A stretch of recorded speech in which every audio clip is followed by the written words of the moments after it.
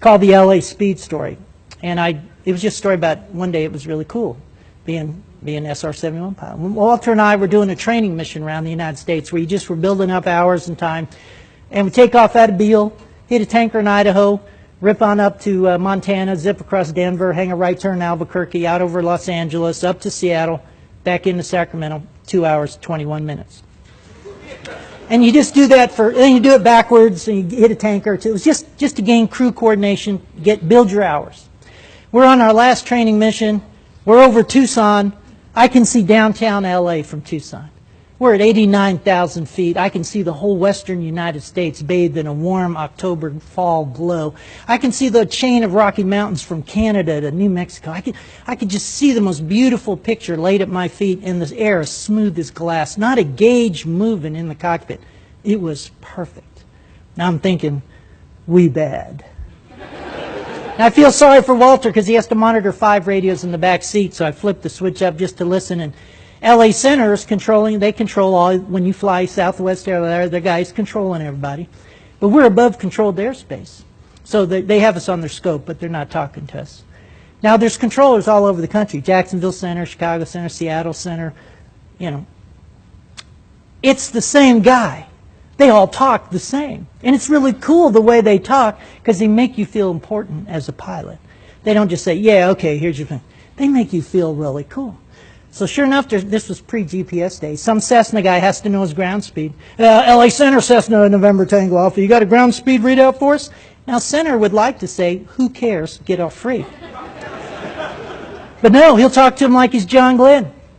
Cessna, November Alpha, we show you 90 knots, 90 knots on the ground. And they do that sing-song, but that's how they talk. And it makes you feel kind of cool. Right after that, a twin Bonanza came up to pimp the guy for speed, I guess, and LA Center, Twin Beach, whatever. You got a ground speed readout for us? And Center likes it. God, it's Friday. Why me? God, please, just get off. But he's going to talk to him like he's Air Force One. Twin Beach, we show you 120, 120 knots on the ground. And right after that, a Navy F-18 out of Lemoore popped up on frequency. And you knew it was a Navy guy because he talked really slick on the radio. Center, Dusty 5-2, speed check. And I'm thinking, wait a minute. Dusty 5-2 has a ground speed indicator in that $1 million F-18 cockpit. It's right there in the heads-up display. Why is he calling Center to broadcast his speed? I get it.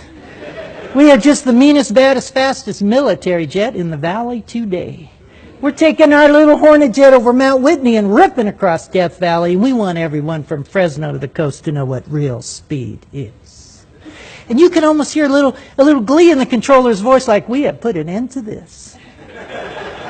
Dusty 5-2, we show you 620, 620 knots across the ground. And it was that across the ground. See that little knife, like, I hope nobody else has the nerve to get on frequency now. And there wasn't an airliner from Seattle to San Diego that wanted to be next on freak. It's sort of an etiquette thing amongst flyers. And a 12-year-old was reaching for the mic button.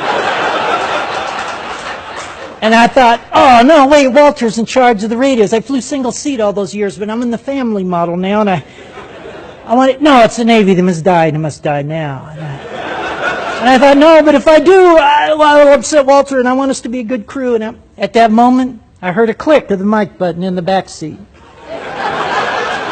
Ladies and gentlemen, Walter and I became a crew at that moment. In his best innocent voice, LA Center, Aspen 30, have you got a ground speed readout for us? You could almost hear a collective gasp on freak, like, oh, the poor fools didn't hear the previous transmissions. Oh, they got crushed like a grape. It's just a pilot thing. But Center had to give you that same voice. Aspen 30, we show you 1,992 knots across the ground. When I knew I was going to like Walter a lot is when he came back and said, Center, we're showing a little closer to 2,000. Ladies and gentlemen, we did not hear another transmission on that frequency all the way to the coast. The king of speed lived, the Navy had been flamed, and a crew had been formed. For just a moment, it was absolutely fun being the fastest guys on the block.